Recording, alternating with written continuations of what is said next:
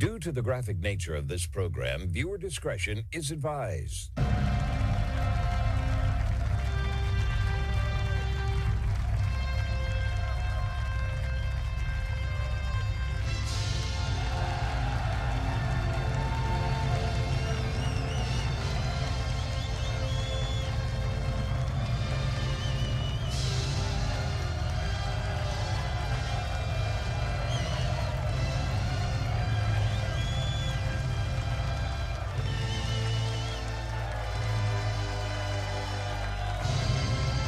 Hello, everyone, and thank you for tuning in to today's broadcast. This is the Thursday, May 28th, 2026 episode of the Marco Dure Show, the only show where the facts are facts and hard truths thrive. We've got a roller coaster of a week, ladies and gentlemen, with our foreign policy under the Trump administration as it now continues a new set of twists and turns and uncertainty as of late. We are now getting reports from the United States that they're with Iran very close to reaching an agreement for a 60-day ceasefire, a memorandum of understanding, if you will. Now, I could be mistaken, but I think this is the 1,000th time since this war has begun now that we've heard President Trump coming out and saying that we're very close to a deal with the Iranians, and yet nothing ever seems to transpire into peace negotiations. The war continues on. We just heard on Wednesday that any reports of a deal were labeled propaganda. Will this war end? Let's examine what's happening beyond the words being said by the United States. This comes, though, from the Associated Press just a couple moments ago. It says here that the United States and Iranian negotiators have reached a tentative agreement to extend the ceasefire by 60 days and start negotiations on Iran's nuclear program. This is coming from a U.S. official familiar with the matter. Their names are anonymous, so we don't know who exactly is saying this, but it does say that President Trump still needs to sign off on the emerging pact. So it seems like it's in the works right now, but is anything going to come from it? Only time will tell. But we've heard this so many times before, it's so difficult to actually figure out what is really going on, what is being negotiated on. You know, I wish they were just more upfront with us, but that doesn't seem to be the case as of late. I will say a couple things about this, though. If President Trump doesn't come to the understanding that the Iranians will want things up front, and I do believe they will ask for certain things, first and foremost, they will want a ceasefire with Lebanon. That's going to be what they ask for. That's not going away. They will want $24 billion in frozen assets of theirs to be released back to them before they sit for negotiations on the nuclear talks. Now, Trump has said that he wants the Strait of Hormuz to be opened up. Time and time again, he wants an unrestricted opening of the strait to allow all traffic to come through. Now, the Iranians have said before they will want the U.S. blockade to be gone. I imagine that would be part of it if they're going to be opening up the strait. If they do release the toll system, though, and I don't know that they will do that. They may do that for the 60-day interim period of which they're negotiating. Maybe they will say, for this time period only, we'll allow ships to come through, whatever they please. We'll open the straits up. That could be what takes place. But I don't think that happens if the naval blockade stays. I think that will have to go away. I do believe that the ceasefire with Lebanon will also be included in this.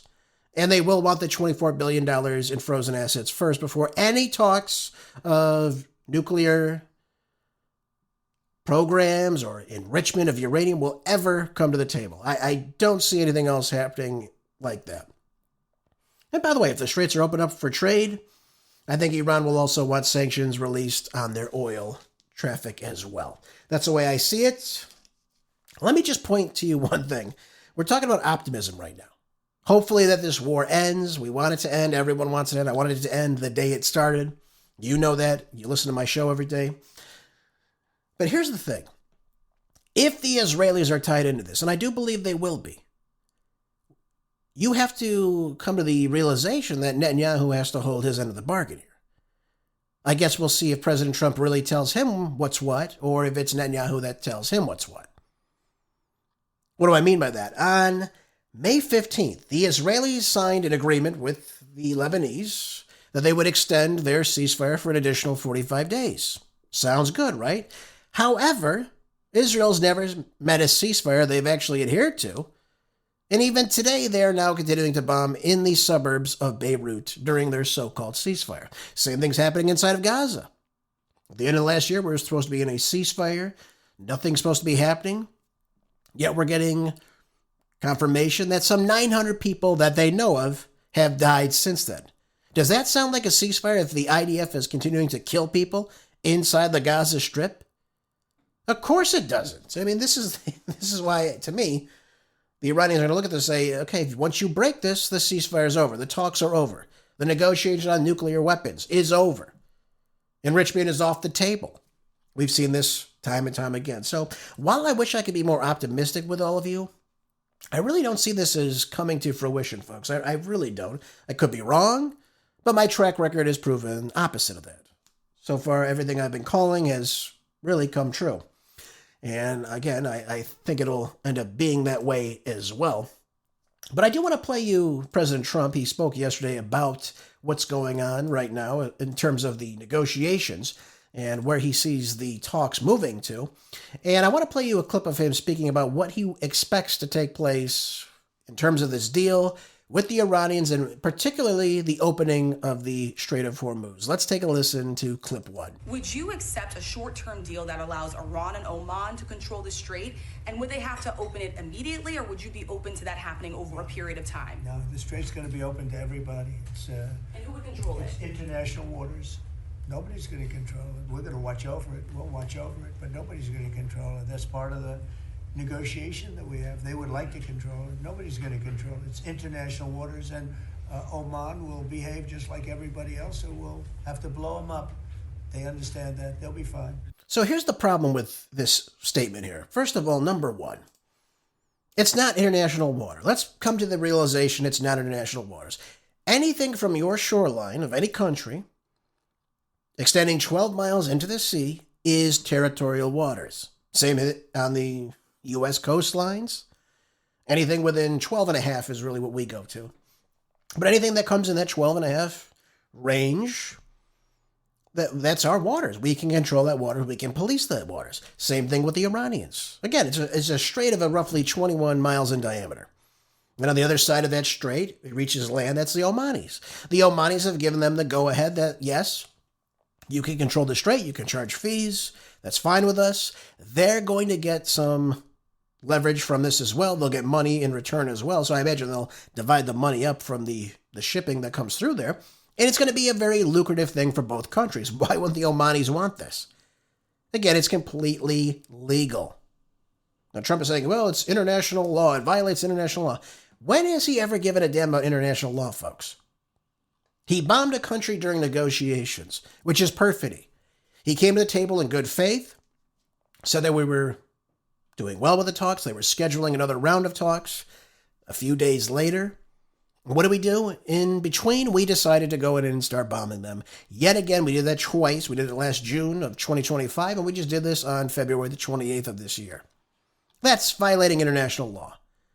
So when he says, well, it's international waters, we're going to police it. Well, how is he going to police a waterway on his own? And by the way, if he could open it up already, which he claims, again, he will watch it. Well, again, what are you watching it going to do? Watch them close the strait for certain countries or certain ships that don't abide by their demands? And let me point out something else very important. We look at the Suez Canal. The Egyptians charge a fee for that to use. To enter the Red Sea and the Mediterranean Sea and back and forth, they charge a fee for that. Is President Trump stopping them from collecting a fee? They get, I think, roughly at least $10 billion every single year, if I'm not mistaken. Look at the Panama Canal. That waterway, that's an international waterway, is it not? Many ships come through there. They charge a fee for that as well. And same for many other straits all across the world. Same thing. So this wouldn't be any different from that, charging a fee in order to utilize the strait. Now, I will leverage with you that it is an international waterway because a lot of these countries get access through their ports to international trade to come from and to that region. No doubt about it. But the idea that the Iranians are violating international law if they decide to do a fee system is completely ridiculous. So I don't know if the Iranians, for the 60-day period, would release that so long as their sanctions are relieved on their oil exports. That could be something they do. But I think you would see as a result of that, once the negotiations come to, once they see the United States is in good faith allowing them to transport their oil, and again, lift their naval blockade, and again, give them back the frozen assets of their own money, giving it back to them, which is theirs. They gave us many tens of billions of dollars for weaponry that they never got, so they want that money back now, some 48 years later. That's just the truth of the matter. And again, by the way, they want that ceasefire with Lebanon. So they want to see all these things on the table first before they ever get to the negotiating table about the nuclear weapons and about the enriched uranium, which again was on the table last June. Trump was going to get all of it. He was going to get the pledge from them that they already gave Obama back in 2015 with the JCPOA with the fact that they're not building a nuclear weapon. We know this because they had 2 fatwas issued back in 2003 that they're not going to build nuclear weapons. Our intelligence confirmed all this. They were going to enrich uranium to 3.76%, if I'm not mistaken. Very low. And they were going to allow U.S. weapons inspectors to go into their facilities to ensure that they were not building a nuclear weapon. Perfectly fine deal. It would have been great. It would have been historic for President Trump. And I said this at the time. I said, if he pulls this off, this would be Nobel Peace Prize worthy, I would have to say. But again, what did he allow to happen? He allowed Netanyahu, giving his own blessings, to allow them to go in and begin bombing Isfahan, Fordow, Natanz, and look where we are today. With no negotiations, and we're actually allowing them to get some leverage from us because they're not the ones that want a ceasefire. In fact, they said that they can resume fighting at any time right now. They're fine to do that. The United States does not want that. Our stockpiles are depleted. Theirs are not. They're about 120% over the capacity of which they had prior to this war beginning. They're resilient in that way. Their economy is not struggling like Scott Bessent or Marco Rubio or President Trump are telling you. Now, I will let you know that they are experiencing some inflation right now. No doubt about it. I think the whole world is experiencing that. But their economy is not crumbling down like is they're trying to let us know. And they're trying to tell us that the collapse is, within a couple of weeks. That's a bunch of nonsense. Now, again, food prices are up, things of that nature. But I was listening to Professor Mohammed Marandi this morning on Judge Andrew Napolitano's podcast. They pay, and this is amazing to me, they pay per liter there in their system. It's 1 cent per liter. So he said it would equate to us paying 5 cents a gallon for gas inside of Iran. Can you imagine that? I mean, it's highly subsidized, the program, of course. But the electricity, the purchasing of gas is very, very low. So on that front, to get their goods shipped around the country and obviously to get to where they want to go, obviously it's much, much cheaper than it is here in the United States. Now, other things in the country are much more expensive, I'm sure. Given the brutal sanctions that we've placed on them, the crippling of their currency, which again causes inflation. But the economy is not within weeks of collapsing. So if we're waiting for that, we're going to be waiting a very, very long time. And just so everyone's clear, I've said this to you before, if you're a new listener, listen closely. They have other means to transport their oil. Kark Island is not the only place where they store oil for their transportation purposes and their exports. It's not true. I mean, I was hearing Ben Shapiro saying, let's take Kark Island, let's blow it up. And I said, what's the purpose of that? Then they store lots of oil there. I'm not saying they don't, but the idea that this is their only transportation method is ridiculous. They can use the Caspian to the north. They can use the Belt and Road Initiative into China, which would get there even quicker than by sea. And they can use their transportation methods into Pakistan, which could go into India, other BRICS nations. They have other options for transportation. So don't think that this is it for the Iranians if they want to get their oil out another way. And by the way, I think China understands that too. I think Russia understands that as well. They have other options too on the table. Now, will the Russians and Chinese get involved further if this war continues to persist? We could see that in some meaningful way, I think. I pray that's not the case. I pray that peace persists and we finally get a deal. But I don't know that Netanyahu wants that. I really don't. Maybe they enter the initial phases of it. Will Netanyahu hold down the bargain? I doubt it, because he's never done that thus far. And we've got to look at the midterms that we're in right now. Trump understands he's got to stop this inflation from rising. He's got to get the gas prices beginning to come down again. He understands that right now. You know, he can have all of his candidates win, but you've got to get the reasonable Democrats and independents alike to vote for the Republicans, especially in a lot of these very purple districts, I'll say. Otherwise, we're in lots of trouble come fall. And by the way, the Democrats aren't any bit more popular, but their base is more, I would say, galvanized to go out and vote for them. We saw even in Texas, in the race just the other day, we saw only 2.2 million come out between Ken Paxton and John Cornyn. Now, this was a runoff race, but you had 2.3 million come out and vote between James Telefrico. That's his new name, by the way. I'm calling him James Telefrico. This guy's a nutbag, by the way. The fact that he could lead anything is beyond me. I don't know how you could vote for this guy. Saying Jesus was non-binary, there's 6 genders, he's an ardent vegan. I mean, how are you going to vote for this in Texas? Nonetheless, he gets, between the two, who would go out and vote for either of them, they get 2.3 million people come out during their primary. So we've got to be on our A game, folks, and we've got to have good policy coming out of the White House. That's very important. That's how you get a Ken Paxton to D.C. Ken Paxton, who's going to vote for things like the SAVE Act. That's the guy we want. But we need to be America first. We can't be America second, third, fourth, last. I'll just tell it to you how it is. People are not going to be motivated to vote for you if you're not working for them. So if Congress is just going to simply punt to President Trump time and time again, not hold him accountable on this illegal war that we're in, we've got problems moving forward. This was a campaign promise. No new wars. Now, he could talk all day long in circles about no nuclear weapons. I'll never let him get a nuclear weapon. Well, you had a chance. And by the way, you're the one that ripped up the JCPOA, which would have been fine to have. In 2025, we had gone back to the table. You could have negotiated another policy. You ripped it up in 2018, though, and replaced it with nothing. That's why we're in the position we're in. Now, I don't think for a second the Iranians were building a bomb. I'm not in that camp. And by the way, all of our intelligence points to my position that they're not building a nuclear bomb. So this imminent threat nonsense and garbage that would reach Los Angeles or any other place in the United States, first of all, it's ridiculous. They don't have intercontinental ballistic missiles, all right? Let's just be very, very accepting of that because that's the truth. And obviously I wouldn't sway you otherwise. So this fear-mongering just simply isn't going to hold up here. But I do want to play you President Trump. He spoke just the other day about gas prices in the United States. And this is his current position on this issue. And he's got to be aware.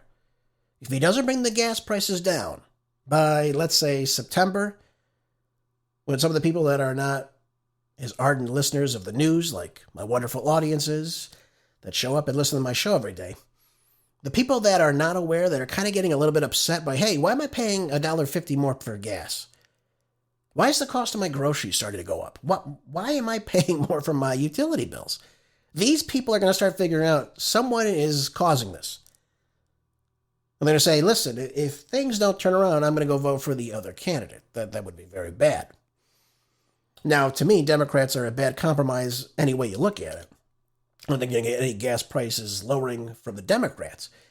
But you're not going to get those very important votes from the miffed Democrats and the independents that come out that you need to vote for you every single year. That's very important.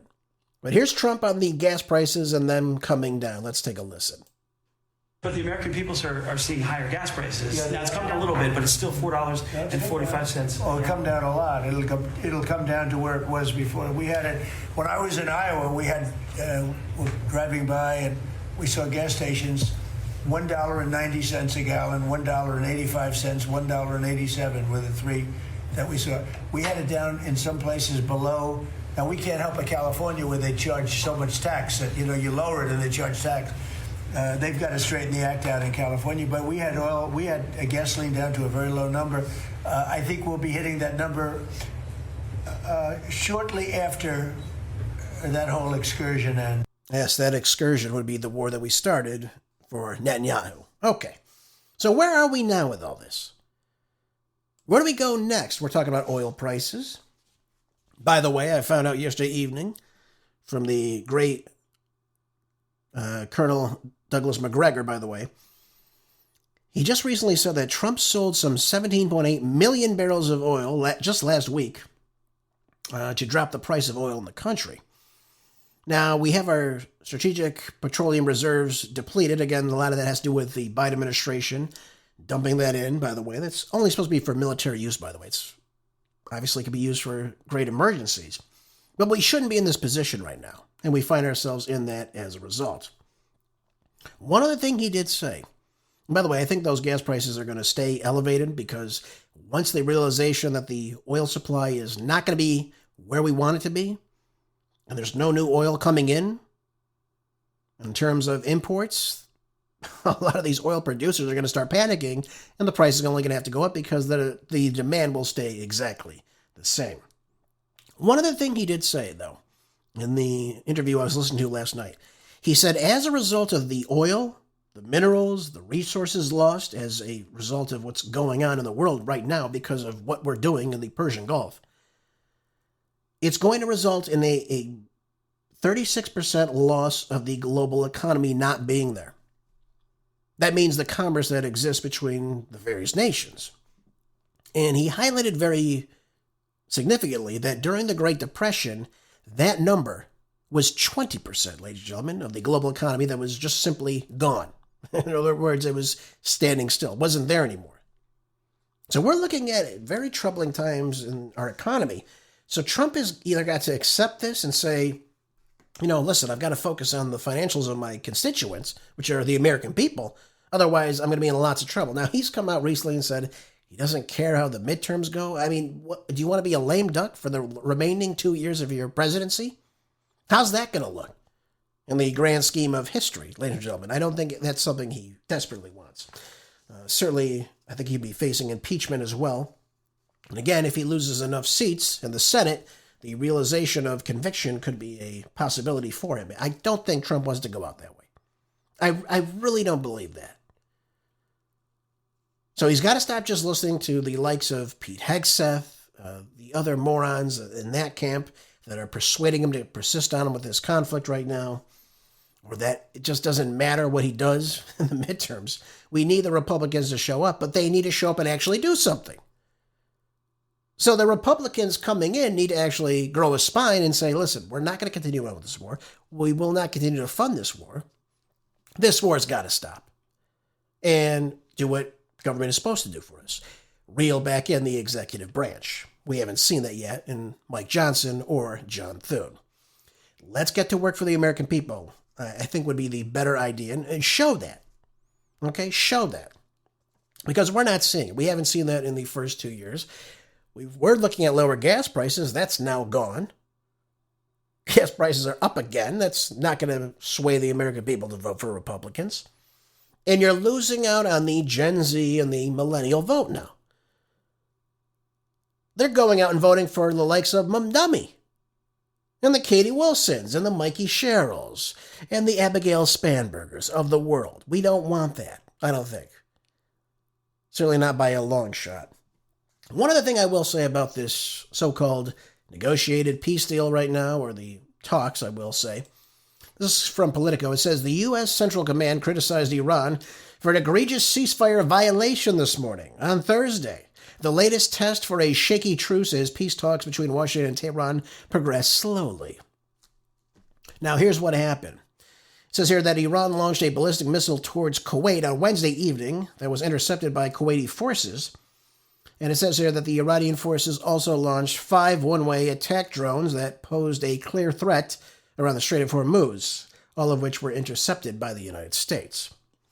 So we see some back and forth this week. We blew up 2 boats, killing 4 people in the Persian Gulf. They were allegedly laying mines during a ceasefire.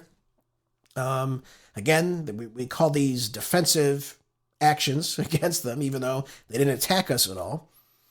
U.S. Central Command and regional partners remain vigilant and measured as we continue to defend our forces and interests from an unjustified Iranian aggression, even though we just killed 4 people the other day. It's amazing to me. So we're going back and forth, folks. We're seeing no end in sight of this. Again, I don't know how the Iranians will approach the negotiations or in what manner they will agree to certain things from President Trump. I don't think they're going to hand over the nuclear enriched uranium. I don't see that taking place. I really don't. I don't think they're just going to give up and say, okay, we'll do whatever you want. We'll open up the strait. We won't charge a fee anymore. I don't see that taking place. Now, it sounds good. We're seeing the markets react to this. We're seeing the price of oil per barrel beginning to drop down back into the 90 range. But that's not going to hold up for very long once the supply begins to diminish. Those prices are going to have to remain elevated and continue to go up. We haven't seen the supply bottlenecking of the oil really take place in the pricing just yet. What we're seeing is that anticipation already. And that's why you're seeing the 56% increase in the price of the pump on average all across our country. And as a result, again, I'm just giving you the facts, folks. That's all I can do. I don't play one side against the other. Obviously, I'm a conservative. I believe in our Constitution. I want President Trump to succeed, of course. I believe in the values on which he ran on. That's why I voted for him 3 times. But what we're getting now is a bunch of garbage. And I just can't tell it to you any other way. Anything less than that would be pretty disgraceful, I would have to say. This comes out of Reuters. It says here, again, to reiterate that I feel that these plans are going to fall very, very soon. An Israeli strike hit a building in the southern suburbs of the Lebanese capital of Beirut. The first strike to hit near Beirut in weeks amid the so-called ceasefire that has failed to halt the fighting between the Israeli troops and Hezbollah. Here's my stance on this. First of all, they're occupying southern Lebanon. They want to take the land below or south of the Litani River. We know they've displaced about 1 million Lebanese citizens from where they live in their homes, and they told them never to come back. That's not going to bode well with the Iranians. Now, the Israeli military said it conducted a precise strike in Beirut, but did not offer any additional details. Now, they said their target was Ali al-Husseini. They've described him as the head of the missile division within the Imam Hussein division, this militia that the Israeli officials said is aligned with both Hezbollah and Iran. So be it. You're supposed to be in a ceasefire, though, and you're striking inside a major city. Again, I don't think it's going to go well with the Iranians moving forward. I mean, that's why Hezbollah's there, because you're attacking them. You're taking land. That's why Hezbollah formed back in 1982. I mean, this is what it's all about. The Lebanese government was servile, so Hezbollah formed a militia, paramilitary group and said, you're not taking our damn land. This is why they formed. Now, we call them terrorists because, again, they go against Israel. Any group that goes against Israel is a terrorist organization. But look at why they're there. Look at who is starting the conflict. It's not Hezbollah. It's not even really Hamas. Hamas formed as a result of what's going on inside of Gaza. Now, I'm not saying all the actions from these groups are great all the time. Certainly, I wasn't fond of what took place on October 7th. But always, folks, there's more to the story than what meets the eye, especially coming from our news media that tells you absolutely nothing and gives you one side and never gives you the other side. That's why I'm here. So I always ask you to heed my words. And by the way, if you don't believe me, you can go look it up. Go look up the Greater Israel Project. Go look up Clean Break. Go look up mowing the lawn and what that means. I mean, hell, go look at TikTok. No further than that.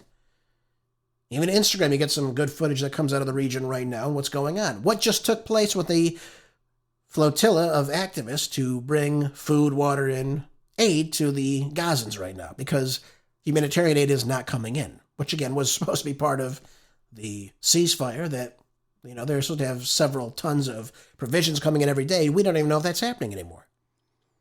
We know people are getting killed. Some 900 people that have been confirmed killed in the Gaza Strip as of the ceasefire have now perished. How does that happen during a ceasefire, folks? Explain that one to me. I'd love for you to try to. Doesn't sound like a ceasefire at all. And by the way, where's the board of peace? Trump's on the board of peace, Netanyahu's on the board of peace, and we're the ones that are inflicting these new wars of aggression that really shouldn't even be taking place. Why is Israel in southern Lebanon? Can anyone explain that to me right now? Why is there still shellings and missiles being dropped in Gaza right now during a so-called ceasefire? Does anyone want to take a stab at that, folks? I'd love to hear your position on that, especially if it differs from mine. Let's stop the fighting. Let's stop the killing. Get back in line with your own borders. Let's get out of the Middle East, ladies and gentlemen. We don't need to be there, I would have to say. It's not benefiting the United States at all. Okay. All right. Now that I'm all fired up with foreign policy, let's move on to another very important topic now. And this comes out of... Where did I get this article from? Let me see really quickly. This comes from Newsweek. Very good article. Let's take a look at this. And it says here that Roberts and Kavanaugh just broke in their ranks with a 5-4 Supreme Court decision. This case just reeks that something is wrong here. Now, it says here that on Thursday, the Supreme Court ruled that a black Mississippi death row inmate can pursue renewed challenges to his conviction, with Chief Justice John Roberts and Justice Brett Kavanaugh joining the court's liberal wing in a 5-4 decision. Now, the ruling highlights the differences on the conservative majority of the court over how aggressively to police claims of racial bias in jury selection and reinforces the precedent barring discrimination against black jurors. And by the way, this opens this kind of decades-long legal battle for the defendant in this case. His name is Terry Pitchford. And it sends his case back to the lower courts where his conviction and death sentence could again be reconsidered. So, first things first, we've got to go over what took place in this case. And I want to kind of reiterate what happened here. And then we'll go into the issue of selecting the jurors, which seems to be the issue here with what's going on here. So back in 2004, November of 2004 to be precise, Terry Pitchford was 18 years old at the time, as I was. Interesting. Great. I wasn't robbing banks or anything like that. Where he and his compliance, Eric Bullins, robbed a Crossroads grocery store in Granite County, northern Mississippi. And during the robbery, of which both were armed, Bullins decided to shoot and kill the store owner, Reuben Britt. Both were arrested. Pitchford later confessed to participating in the robbery. Obviously, he would then be an accessory to the murder. But the fatal shots were fired by Bullins. However, prosecutors later found Britt's own gun in Pitchford's car at the time of his arrest, of which he admitted to what took place. Now, there was a trial back in 2006. He was convicted of capital murder and sentenced to death in the state of Mississippi. So, here's the problem with everything that's taking place right now. Number one, the guy's an accessory to murder. It's not like the incident took place, the robbery happened, and he called the police and said, listen, the guy I was with shot the store owner, and I'm going to turn myself in. Yes, I did rob them, but I was not a part of what he did. That's not what took place. The guy was an accessory to murder. This is someone who intentionally helps, assists the murderer either to get away or, planning or supplying weapons or hiding the evidence afterwards. I mean, this is where this guy is right now. By the way, the guy that shot him, I believe, was 17 at the time. So, again, very bad decisions taking place right now. But this guy was clearly an accessory to murder. But here's what happened in the case. What they're arguing about is the fact that there could have been 4 more additional black jurors, but the court selected only 1 black juror of the 12. This is where this all comes into play. So what they're saying is the outcome in the case could have been different had, I guess, there been more black jurors, even though this guy confessed to what he did and what transpired here. I mean, this is, to me, ridiculous. Are we suggesting that if there were more black jurors to hear this case of a guy who confessed to what he did, that there would somehow be something different taking place? So at the issue whether the prosecutors improperly removed black prospective jurors during the case here of Pitchford, in which, of course, he was then sentenced to death by the entirety of the jury, by the way. Yeah, that has to be unanimous. Again, I don't understand this. But they're saying here that the prosecutors struck 4 of the 5 eligible black jurors, leaving the panel with just 1 black member. So I don't understand this. Are we saying if there were more black jurors that maybe the case wouldn't have gone through as is? That the result would be different? The man confessed to what he did. So this has prompted objections from the defense attorneys who argue that the moves were racially motivated. But again, I ask myself the following. Would that have changed anything? We already had a black juror on the case, and obviously he agreed with the 11 white jurors. So is there something racial here that we don't know about? I mean, obviously they try to vet the jurors as best they can. What was the reason for removing those 4 jurors? We aren't told this right now, but this is what we're trying to get at. So, folks, I mean, this is so ridiculous. The guy admitted to what he did. The black juror agreed with the other jurors in the case. I mean, it doesn't seem racially motivated at all. But here we are. You're saying that his constitutional rights were trampled upon. I have to stop and think to myself, we're talking about this guy's constitutional rights. What about the store owner's constitutional rights? What about his life, of which is lost? Where's the justice for that man? These are the 2 guys that went in and robbed the store and then in the process shot the guy and then stole his firearm. And again, it's not like Pitchford came out and said, listen, I called the cops, said I did this. I didn't shoot the guy. I didn't want that to happen. I did rob him, but here's the case. He didn't aid and abet the police at all. The guy was arrested afterwards. And then he later confessed to this. So what is wrong with this case? What are we going to overturn here? He already admitted to guilt. I don't see how changing the race of some of the jurors changes what took place. They all came and agreed upon unanimously that this was what they wanted. And by the way, in Mississippi, that's how the system works as far as how the court sentencing happens in these capital murder cases. The jury decides the guilt. So that one black juror could have said, listen, we shouldn't do this because X, Y, and Z. But he was indicted, he was tried, and he was convicted of murder, capital murder.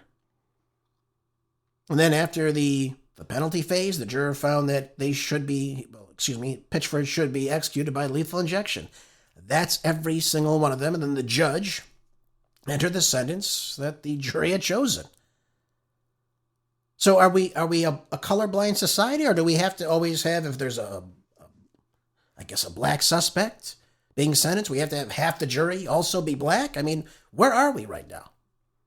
Again, if there's something in the case that is racially motivating the decision, then of course that should be looked upon, but that's why we have appeals.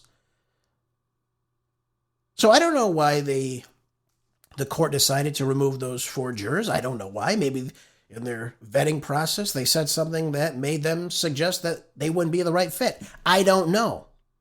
I would hope somebody sitting on a jury would always look at the integrity of the case, not the race of the suspect. I mean, you always should pray that you're going to get a fair and just trial. We should always strive for that. It doesn't matter what race you are in this country. But I just don't see that the changing of the race of the people on the jury changes this outcome. The man admitted to what took place. The guy's an accessory to murder. Now, the one who shot him was not charged because he was a minor at the time. That's why he didn't get the death penalty. But I believe he got 20 to life, if I'm not mistaken. I mean, this is ridiculous, though. By the way, it varies per state, obviously, how the sentencing goes, but this is how Mississippi works. So, again, I don't know what changes in this case, particularly. I don't know that they come back and say, no, you shouldn't have served the death penalty. I don't know. I don't know what the justices are thinking on this case, ladies and gentlemen. I really don't know. We know that Neil Gorsuch, one of the conservative justices, dissented, and his part said that the record showed prosecutors offered legitimate race-neutral reasons for striking the jurors. So this is what he's saying, arguing that the majority gave too little weight to these explanations before writing one prospective juror had returned late to the court after lunch break and had a history of mental problems. Two had brothers who had been convicted of violent offenses. Other had no opinion on the death penalty. All right, so again, they can show me that he was wrongfully accused, and what obviously what took place allowed him to have this unlawful ruling. But the guy admitted to everything, folks. So again, I just don't know about these particular cases. Obviously, if they're taking people off simply because of their race, yes, of course, that's something we should look at. But I don't see how this changed anything regarding this man's verdict here in this case. I really don't understand this. And it's horrible, too, to hear these things. You're 18 years old and you're robbing stores with a gun. And your actions lead to, well, this guy being killed that owns the store? I mean, come on. I mean, this is ridiculous here. I mean, again, law and order, folks. Are we saying that this man's life is now more important than the man who's now deceased? Where are his rights? Where are his constitutional rights? Someone answer that for me. Now we're talking about this is being discriminative of just because of his race? Did he commit the crimes or not? That's what you have to ask yourself here. But now we're always about racial bias in this country. Why are we so obsessed with race? Let's look at people's actions. I mean, we saw this in Chicago on Memorial Day. Where the hell are the parents of these kids that allow their children to go out at 3 a.m. and cause chaos in the streets? One 18-year-old ran over police. So what are you telling me now? We've got to have half the jury be black and the other half be white? Or only a certain number can be white, otherwise we can't come to a reasonable conclusion in this country? I mean, it's amazing to me, folks. It really is amazing that we have such ridiculousness in 2026 in this country. Really and truly, it's upsetting, I'd have to say. Anyways, well, my blood pressure is spiking right now. Let's move over to, again, another very, very important article. This one will give you a laugh, I'd have to say. This out of the Washington Examiner. Now, the CIA is really, obviously, as you know, I would have to call it a rogue organization. Not that everybody in it is rogue, but the idea that this guy in this organization was able to steal some $40 million in gold bars is amazing to me. Listen to this. In 2009, a man named David Rush, he's a Navy veteran, took a job at the CIA. Okay, right, makes sense. Applied for the job. He lies to them, tells them he has a bachelor's of science in mathematics from Clemson, never even attended the university. Rush also told them that he had a master of science in electrical engineering from RPI in upstate New York. In fact, he never attended, never had a degree in that program. Then he tells them that he had been a Navy test pilot, when in fact only he had served in the Navy but was never a pilot of any sort. They never vetted anything. I mean, hell, this makes me want to go apply for the CIA. I can make it whatever the hell I want. I mean, they never caught him in any of these falsehoods. Anyways, where does this leave us now? He begins to move up the ranks. 2018, applies to be a senior executive in the service, which would place him at the top level among the highest paid of the agency's workers.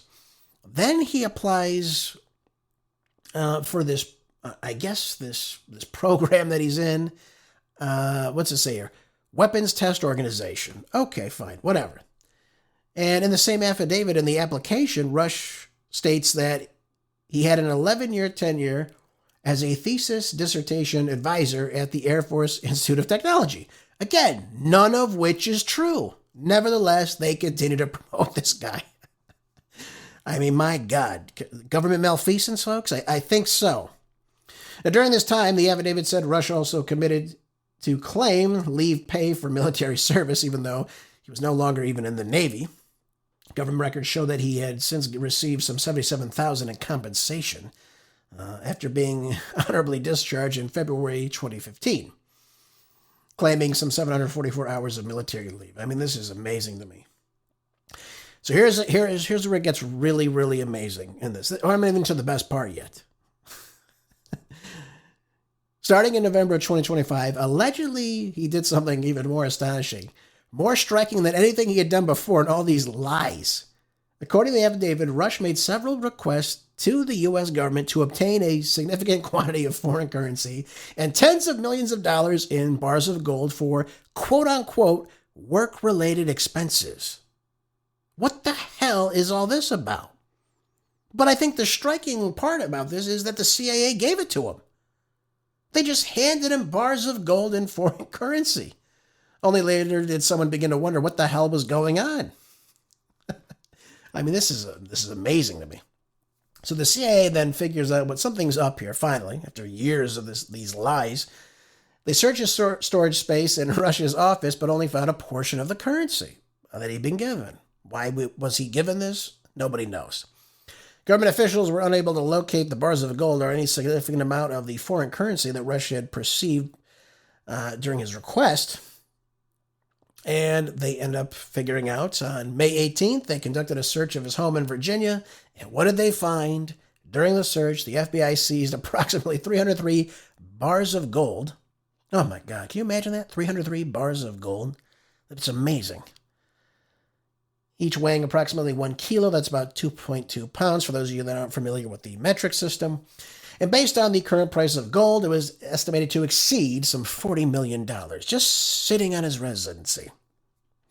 Agents also found some $2 million in U.S. currency. Rush, who's now under arrest. I mean, this is amazing. How did the CIA, our leading intelligence organization, allow this to happen and to be defrauded so easily?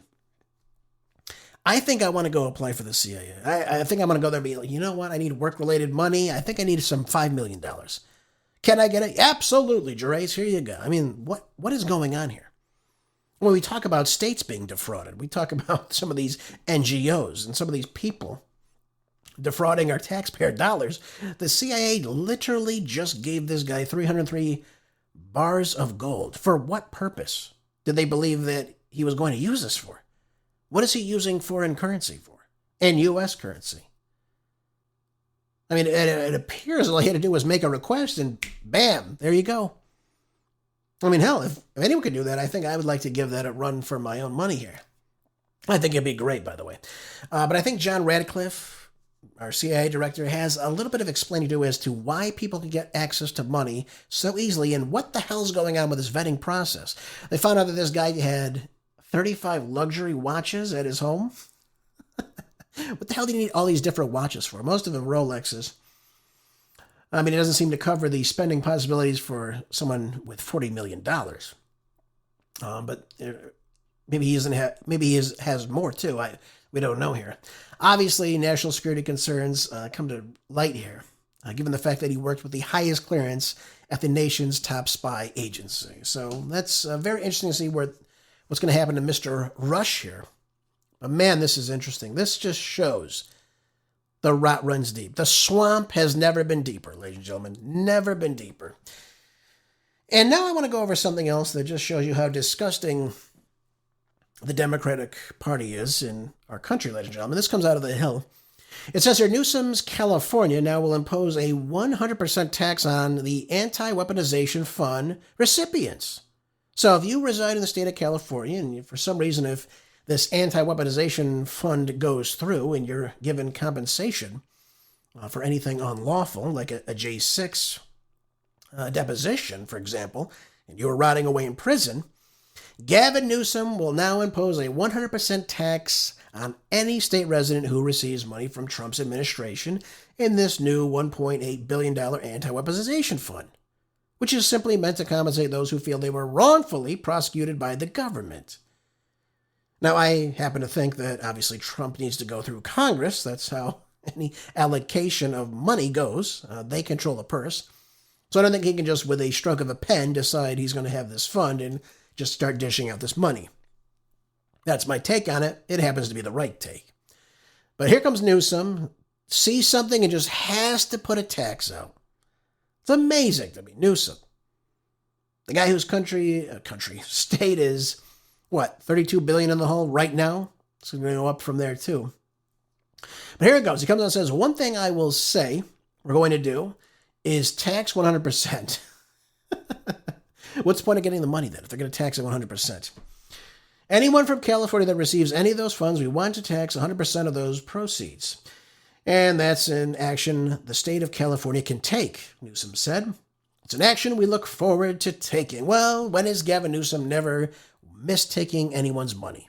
When has he ever come out and said, we're going to tax you less, my wonderful Californians, my constituents? When has he ever done that? Never. Absolutely never.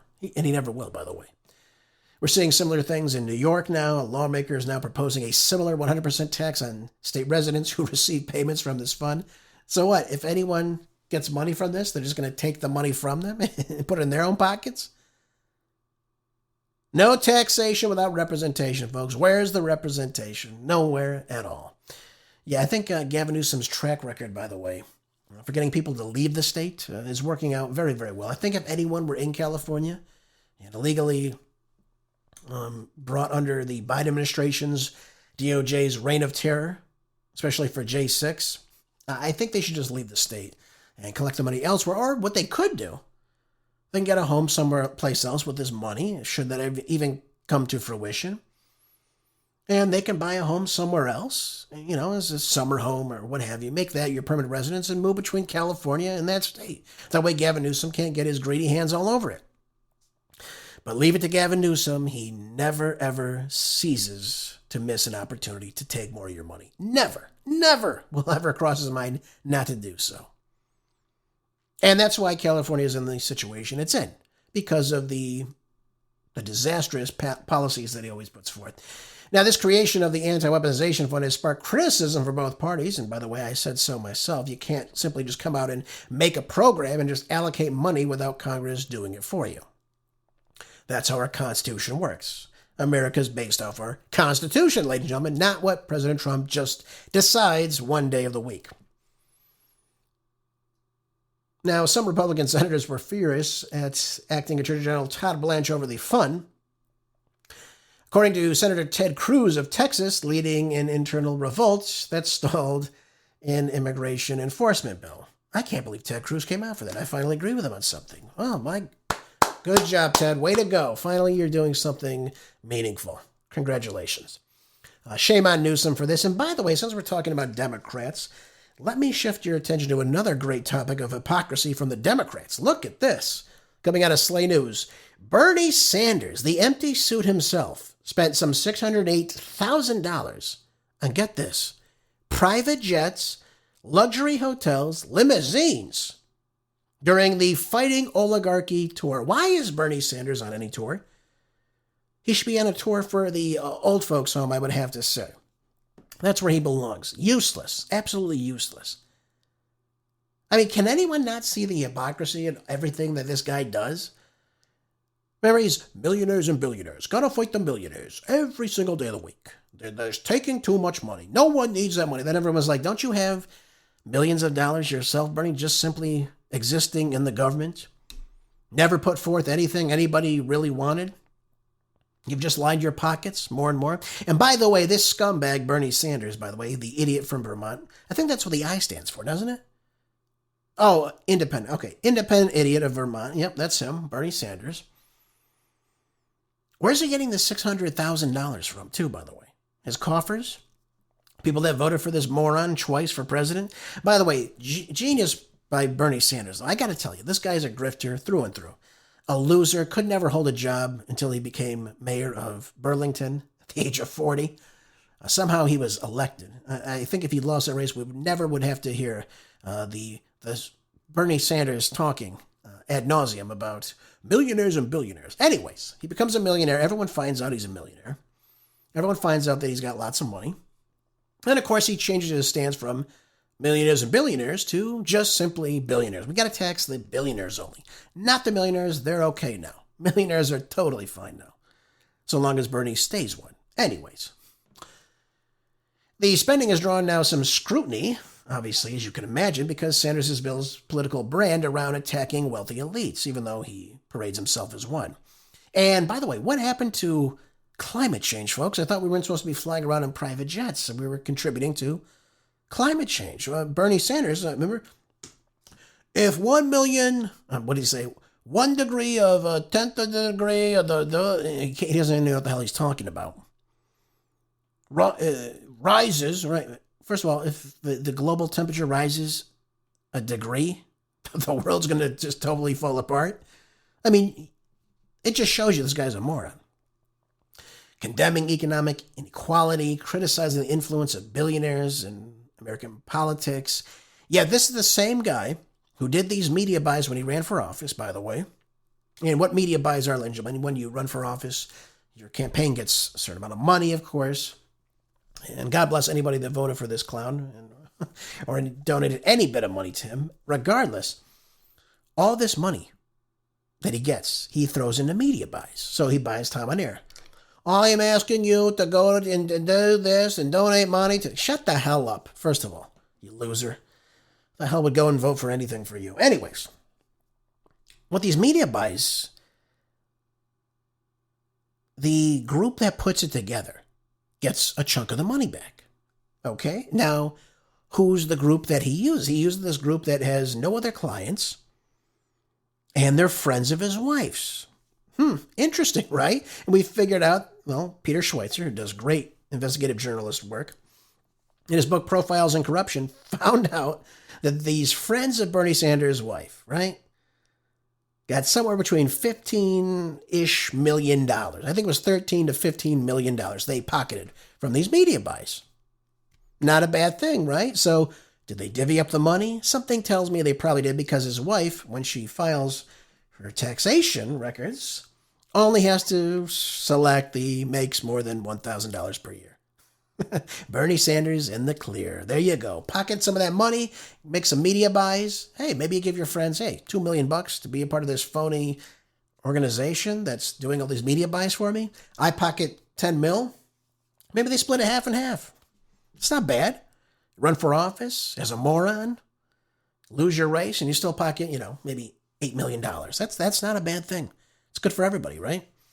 Millionaires and billionaires. Aren't you a millionaire, Bernie? Oh, yeah. Climate change only happens when you fly in a plane, not any other time. It's amazing to me. So according to the analysis for the Federal Election Commission, Sanders Campaign Committee, friends of Bernie Sanders, can you imagine that, being a friend of this jerks, spent some $814. $607,814 on luxury travel and accommodations during a 15-month period spanning the launch of the national tour through March of this year. That's amazing to me. Makes you sick, doesn't it, folks? Makes you absolutely sick. This guy should have been driving around a Tesla, folks. Shouldn't he have been? I think so. And by the way, since we're talking about millionaires and billionaires, let's move over to his favorite person in New York, and the Big Orange, Mamdani. Oh, yes, Mamdani. Turning full communist now, as I said that he probably would. The communist mayor, this comes out of Slay News, has now made a major announcement of Tuesday on this week. He's now going to begin to implement the Marxist seizure of private property inside New York City. And as a good Marxist, he plans now, using the language of social justice, claiming that he's now going to be striking out against the bad landlords of the city and providing New Yorkers with an opportunity that all the New Yorkers to live a decent life, fairly priced housing. Yep, those evil landlords who allow people to live in their dwellings. And as always the case with any good communist, Mamdani's big announcement was very obvious and a flagrant lie, though, to cover up his seizure of private property. Not so much on the behalf of the city government as for the benefit of his far-left cronies. So what Mamdani announced, get this, announced that he's going to seize rental properties from landlords who have not maintained them properly. And hand them over, this ownership, not just to the city government, but to supposedly impartial players and fair dealers such as community land trusts and nonprofit organizations who probably funnel money into his wonderful coffers. He went on to say, for buildings that have suffered chronic negligence, we will work to transfer ownership to responsible stewards that include community land trusts, nonprofits, and even the tenants themselves. So I guess, I don't know, ladies and gentlemen, but we're going to just take people out of their private ownership of buildings steal that title from them, and give the property to the people that live in them. Have you ever heard of communism in such a degree? Of course you have. Of course you have. This is insane, folks. Throwing people out because you deem that they're neglected, their properties. This is the same guy that has to throw out the rent freezes. What do these landlords do when there's a rent freeze? They don't take any money in. They have to make ends meet with what they have and pay as they can. So it's a very brilliant scheme. You tell the landlords you haven't been keeping up. I mean, that's what rent control does in New York City, right? You can't make ends meet, so you can't really maintain your property very well, can you? It's amazing plan. Amazing, if you will. Ladies and gentlemen, thank you so much, as always, for being here. I couldn't do this without you. Thank you, as always, for sharing the show. I appreciate that. Make sure you're staying prepped with food, water, medicine, fuel, money, anything to be self-sufficient in times of uncertainty. Enjoy the rest of your day. I'll see you back here tomorrow for more groundbreaking news on the next Marco Dre Show. Until then, be good, stay busy. God bless.